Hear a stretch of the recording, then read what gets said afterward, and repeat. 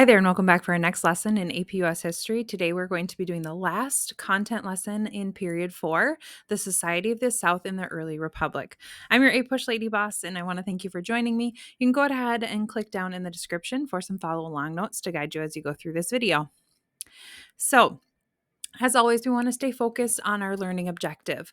The College Board wants you to be able to explain how geographic and environmental factors shaped the development of the South from 1800 to 1848. So we're going to be looking at land in the Southeast. We're going to be looking at the movement to the west during the period from 1800 to 1848. We're going to look at what percentage of Southerners were owning slaves and how that impacted society.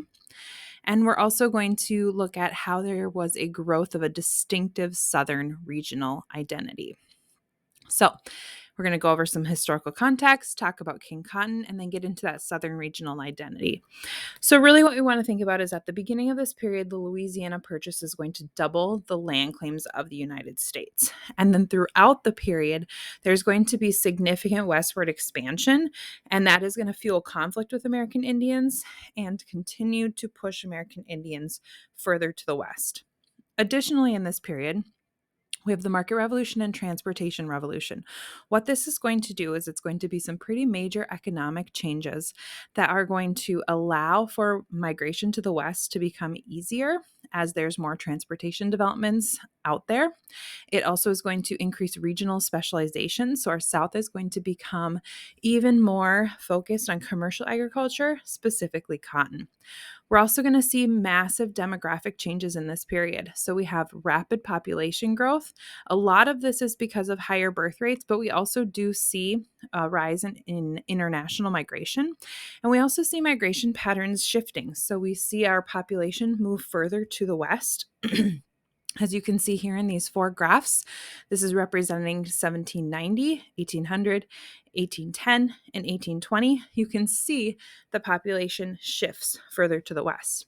And then we also see our cities growing at this time. So these are all some things that should be in your mind as you're thinking about what is happening in the South.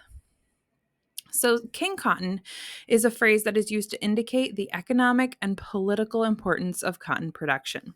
So, as I already mentioned, with the market revolution, there's a growth of commercial agriculture. A lot of that is due to increased methods of transportation that make it cheaper and efficient to transport goods from each region of the United States to the other. Absolutely major component is going to be the development of some new inventions and innovations. The best example is going to be the cotton gin, which you can see here in the image. What happened is that it used to take one person could clean 1 pound of cotton per day. But with this machine, one person could now clean 50 pounds of cotton per day. So cotton used to not be very profitable because it was so labor intensive, and now it still is labor intensive, but has become significantly more profitable. Additionally, a lot of the northern industry is going to be dependent on textiles. So they are looking to produce items made out of cotton. And so that's going to increase demand. And as more and more farmers shift from, say, tobacco or rice to cotton, we're going to see the land get overused and the soil becomes depleted. And so that is going to fuel further and further migration to the west to take advantage of new arable land. So cotton does become the dominant crop produced and exported from the South in this period. And because it is so labor intensive, it's going to increase the demand for enslaved persons. And so from 1800 to 1850, we see massive growth. And if we continue into 1860, which is actually period 5 of the APUSH curriculum, this number almost doubles. So here you can see why cotton is called King Cotton. By 1860, it is accounting for almost 60% of the total exports from the United States in this period. You can also see here, similar to what I mentioned with the movement to the west, cotton production is going to expand and become the dominant crop produced in this region. And as mentioned, as cotton grows and becomes more profitable, we're going to see the increase in enslaved persons massively increase in the South as well. So, this is going to all be part of this Southern regional identity that develops and grows during this period.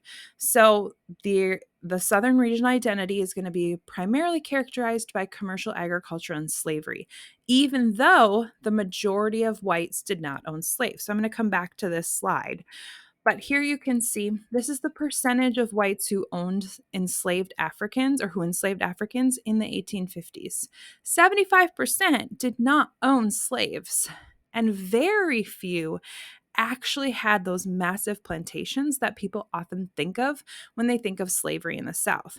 And yet, they still supported the institution. The slave-holding elite aristocracy planters really emphasized white supremacy. And so, even though those poor white farmers, most of them did not own a single slave, they still supported the idea of slavery and believed it was part of their way of life. And so, that is going to be an interesting component of life in the South. Here you can see the differences in the states. The states in the deep South are going to have higher percentages of enslaved persons, and in the northern southern states, these are going to be closer to kind of our mid-range states. They are going to have some higher populations of free blacks, although still not a large population in the states. So finally, Southern regional identity. They are increasingly defending slavery as a part of their way of life. We're not going to go into why they defended slavery. That's a period 5 concept, but it does contribute to thinking about how they defined chivalry, their code of honor. And they believed that they had a personal duty to defend womanhood. Women were trying to be portrayed as very feminine and vulnerable. There was high paternalistic attitudes towards inferior persons. Pro-slavery portrayals demonstrated positive relationships between the gentleman and his slaves. And so all of that is going to be part of the Southern regional identity that's developing in this time. Also, education is limited primarily to the upper class, and slavery affected church membership. Some churches outrightly challenged the institution of slavery, and those churches were not prominent in the South. And many Southerners saw reform movements as attempts to change their way of life, and so the reform movements of the period were not as prevalent in the South. So to end, here is a quotation by a representative from South Carolina in 1836. He states, "Slavery is said to be an evil, but it is no evil. On the contrary, I believe it to be the greatest of all the blessings that kind Providence has bestowed upon our glorious region. Sir, I do firmly believe that domestic slavery, regulated as ours, produces the highest toned, the purest, best organization of society that has ever existed on the face of the earth. In southern latitudes, where the great agricultural staples are produced, domestic slavery is indispensable." So at the beginning, he makes moral and political arguments about the blessings of slavery, but that last sentence really clues you in. It's about the productivity. It's about the economic productivity that they believe is necessary or dependent upon the institution of slavery. So I hope that this lesson was helpful for you in thinking about geographic and environmental factors and how that impacted the development of that Southern regional identity. And if so, please like and subscribe.